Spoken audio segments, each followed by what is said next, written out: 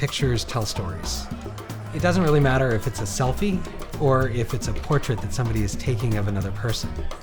You are sharing in that human moment. Let's take a picture of you two. Okay. 1, 2, 3. Oh, he's too dark. So this is where the discussion started. Here, just use my phone. It's got a better sensor. A better sensor? What does that even mean? Color tuning is an extremely complicated process. We were running some tests on a product, and it was the proximity sensor we were testing. And we said, oh, it looks like it does 60 centimeters. Then we looked at each other and go, we're both white.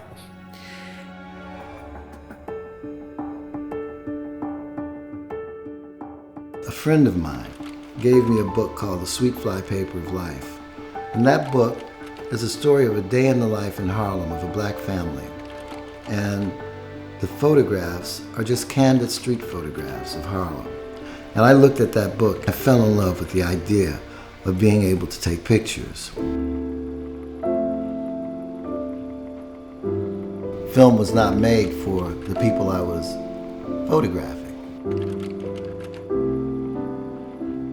I grew up in Chicago. So the south side of Chicago was like Africa. It was like black. You would have to light your shadow areas, which meant that you'd have to also give a little extra attention to any black people in the film. When we look at images, what we try to do is figure out how much of a difference there is between, let's say, a reference image and the image that we actually are trying to quantify. This is the 24-patch standard color checker chart. The top two, those are dark skin and light skin, and that's all we've got.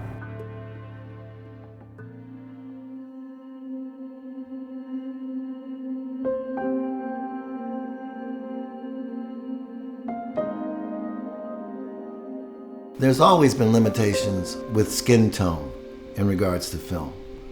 If you actually look at the way that Kodak built film, they used a Shirley card. The Shirley card had a white woman on it, and it called the white woman's skin normal. We didn't have that on the south side of Chicago. We knew about it, but why would we put her picture up? If you had a white person in the image, it actually rendered just fine. If you had somebody who had darker complexion, African Americans, you would actually have relatively poor rendering. Those exposures did not compensate for the community that I lived in, but through having had the experiences in still photography of opening up a third, a quarter of a stop, then I continued to do that with the film stocks. It took furniture makers and chocolate makers to actually say, hey, we need to be able to render darker tones accurately. And of course, that pushed the innovation of new chemistry to improve the rendering. And now obviously we look at that and we say, well, we should have been looking at how it was rendering different skin tones to begin with. We can use the larger 140 patch color chart. That gives us 17 different skin tones. But more importantly, we actually need to get people in front of these cameras. I can't go around right now and actually invite somebody to take a picture without that possibly being misconstrued. We have checks that say, hey, you have no mobility in your hand. How do you actually navigate this app? Well, if we have that for certain areas, why don't we have it for cultural diversity? I wanted some best practices. I wanted some people who would volunteer to help me with this. How do we actually have this conversation?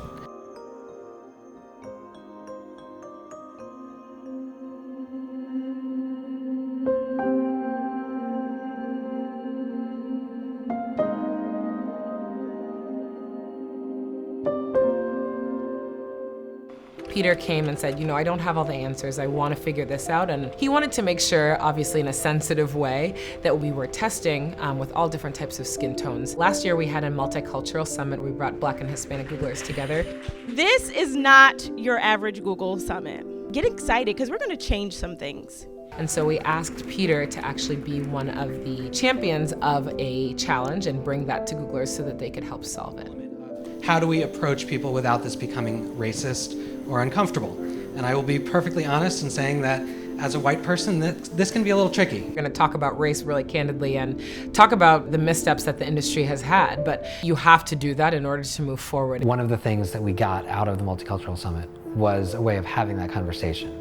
And more importantly, volunteers, both individual people as well as the employee resource groups, who said, hey, we will help. That same thing can be leveraged by all the imaging teams in the company now. When we think about diversity and inclusion, when it really materializes is when we have someone within the business who is super passionate and can speak to it in the language of their team and talk about why it's important. This effort can be transferred to other purposes, such as face detection, face recognition. A lot of time we got a large data set, but the ratio between, say, darker skin colors versus brighter skin colors is very different.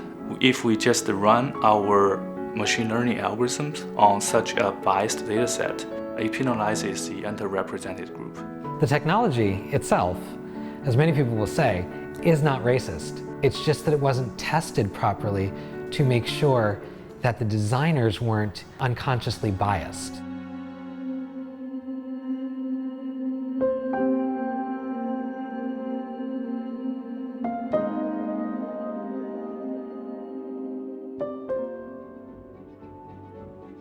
You're building for people that likely don't live like you, look like you, act like you, or maybe even think like you.